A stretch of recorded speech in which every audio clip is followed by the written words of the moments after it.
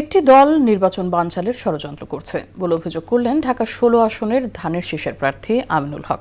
সকালে রাজধানীর পল্লবীর ৭ নম্বর সেকশনে ১০ম দিনের প্রচারণায় অংশ নিয়ে কথা বলেন তিনি। এ সময় সামাজিক যোগাযোগ মাধ্যমে নানাভাবে প্রোপাগান্ডা ছড়ানো হচ্ছে বলে অভিযোগ করেন আমিনুল হক। নির্বাচিত হলে ঢাকা ১৬ আসনে মেডিকেল কলেজ স্থাপনা সহ নানা পরিকল্পনা তুলে ধরেন তিনি। আরও জানাচ্ছেন হুমায়ুন কবির। নির্বাচনে পল্লবী ৭ নম্বর সেকশনে পাড়া মহল্লায় অলিগলিতে গণসংযোগ করেন ঢাকা ১৬ আসনের ধানের শীষের প্রার্থী আমিনুল হক। এ সময় এলাকাবাসীর ভালোবাসা সিক্ত হন তিনি। বাসাবাড়ির উপর থেকে ফুলের পাপড়ি ছিটানোর পাশাপাশি গলির দুই পাশে তাকে ফুল দিয়ে বরণ করেন। এ সময় মৃতদেহ দেখে প্রচারণা থামিয়ে দেন আমিনুল হক। মৃত ব্যক্তির প্রতি শ্রদ্ধা ও মানবিকতা প্রদর্শনের দৃষ্টান্ত স্থাপন করলেন আমিনুল হক। মৃত ব্যক্তির বিদেয়ী আত্মার মাগফিরাত কামনায় বিশেষ দোয়া ও মোনাজাত করা হয়।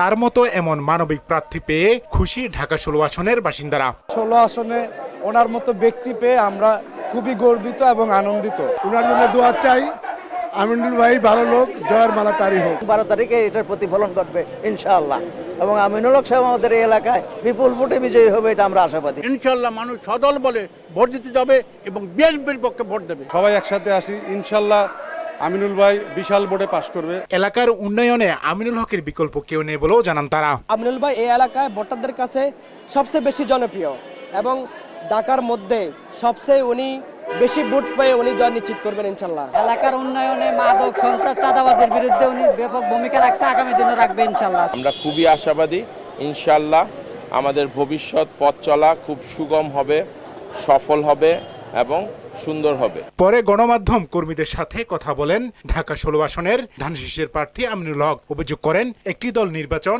বানচালের ষড়যন্ত্র করছে। একটা গ্রুপ এখনো তারা সোচ্চার রয়েছে আগামী নির্বাচনকে কিভাবে বানচাল করা যায়, কিভাবে বিভিন্ন বিশৃঙ্খল পরিবেশ তৈরি করে একটি অস্থিতিশীল পরিবেশ তৈরি করা যায়।